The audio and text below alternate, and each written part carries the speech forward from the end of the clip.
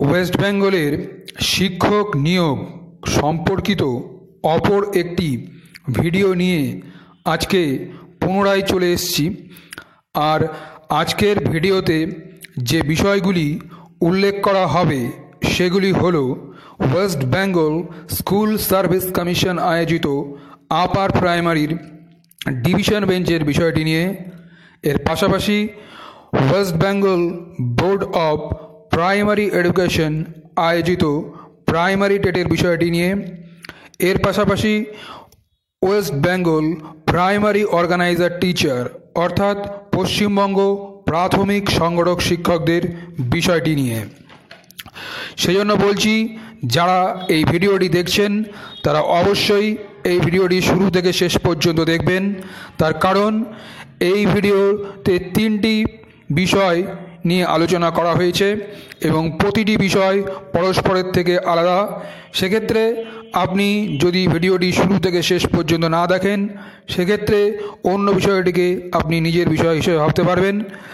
তবে ভিডিওটি শুরু করার আগে আপনাকে বলতে চাই, যদি আপনি এই চ্যানেলে নতুন হয়ে থাকেন তবে অবশ্যই চ্যানেলটি সাবস্ক্রাইব করে অল নোটিফিকেশন অন করে রাখবেন, যাতে পরবর্তীতে এই বিষয়ের লেটেস্ট আপডেটগুলো আপনি খুব সহজেই পেতে পারেন। এবং এই চ্যানেলের কমিউনিটি ট্যাবে অবশ্যই নজরে রাখবেন, যেখানে শিক্ষামূলক বিভিন্ন বিষয়ের আপডেট প্রতিনিয়ত দেওয়া হয়। তো চলুন শুরু করা যাক। তবে উক্ত বিষয়টি শুরু করার আগে আপনাদেরকে জানিয়ে রাখি, এই ভিডিওর উল্লেখিত তথ্যগুলি ভিডিওটি পাবলিশ করার আগের মুহূর্ত পর্যন্ত। সবার প্রথমে আসি পশ্চিমবঙ্গ প্রাথমিক শিক্ষা পর্ষদ আয়োজিত প্রাইমারি টেটের বিষয়টি নিয়ে। আর প্রাইমারি টেটের নিয়োগ নিয়ে আদালত ইতিমধ্যে নতুন আদেশনামা জারি করেছে।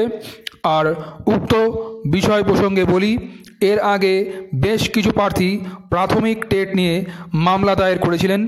সেটি ছিল প্রশ্নভুল মামলা। আর উক্ত মামলার বিচারপতি ছিলেন রাজশ্রী ভরদ্বাজ। আর উক্ত বিষয় প্রসঙ্গে মহামান্য বিচারপতি বলেছেন, প্রাইমারি টেট এর নিয়োগ কোনোভাবেই বাতিল করা হবে না, যার ফলে নিয়োগে আর কোনো স্টে রইল না। তবে উক্ত বিষয় প্রসঙ্গে বলে রাখি, এক্ষেত্রে মামলাকারীদের পরীক্ষায় অংশগ্রহণের অধিকার দেওয়া হয়েছে।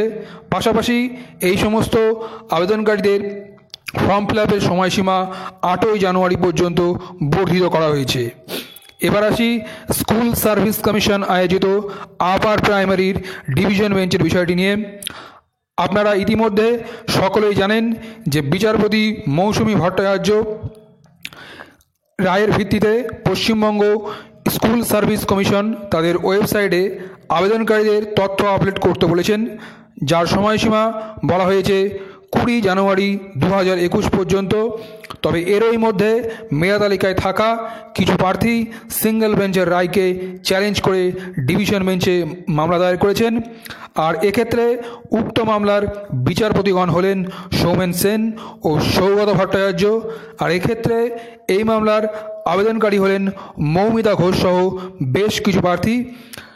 আর এই মামলার কেস ডিটেলস আপনারা এই চ্যানেলের কমিউনিটি ট্যাবে পেয়ে যাবেন। তবে এই বিষয় প্রসঙ্গে বলি, আজকে এই ভিডিওটি পাবলিশ করার আগের মুহূর্ত পর্যন্ত কলকাতা হাইকোর্টের কোর্ট সাইটে গেলে দেখা যাচ্ছে উক্ত মামলার পরবর্তী শুনানির দিন ধার্য করা হয়েছে 7/1/2021।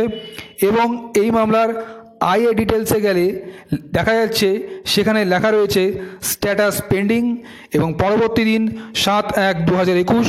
তবে হিস্ট্রি অফ কেস হিয়ারিংয়ে গেলে দেখা যাচ্ছে সেখানে লেখা রয়েছে order not uploaded by concern court.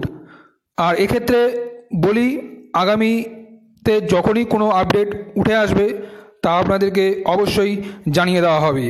এবার আসি অর্গানাইজার টিচার অর্থাৎ সংগঠক শিক্ষকদের বিষয়টি নিয়ে। আর উক্ত বিষয়টি নিয়ে বেশ কিছু প্রার্থী পুনরায় জানতে চেয়েছিলেন যে নতুন নোটিশ কবে আসার সম্ভাবনা রয়েছে সেই বিষয়টি নিয়ে। আর উক্ত বিষয় প্রসঙ্গে বলি, আপনারা হয়তো সকলেই জানেন বর্তমানে রাজ্য সরকার শিক্ষক নিয়োগের বিভিন্ন ক্ষেত্রে তোড়জোড় শুরু করেছে। সেটি প্রাথমিক থেকে উচ্চতর সমস্ত বিভাগের ক্ষেত্রেই লক্ষ্য করা যাচ্ছে। কারণ সামনে বিধানসভা নির্বাচন রয়েছে।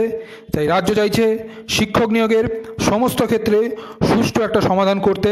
তাই বলছি, ধৈর্য ধরুন, আগামী বিধানসভা নির্বাচনের আগে আপনাদের বিষয়টি সমাধান হওয়ার প্রবল একটি সমাধান রয়েছে। তাই নোটিশ যে কোনো মুহূর্তে বেরোতে পারে। আগামী কয়েক মাস আপনাদেরকে অবশ্যই ধৈর্য ধরে অপেক্ষা করতে হবে। তবে এই সংক্রান্ত কোনো আপডেট পরবর্তীতে এলে অবশ্যই আপনাদের জানিয়ে দেওয়া হবে। আর এই সংক্রান্ত পরবর্তী আপডেট পাওয়ার জন্য এই ভিডিওটি অবশ্যই লাইক ও শেয়ার করবেন। ধন্যবাদ।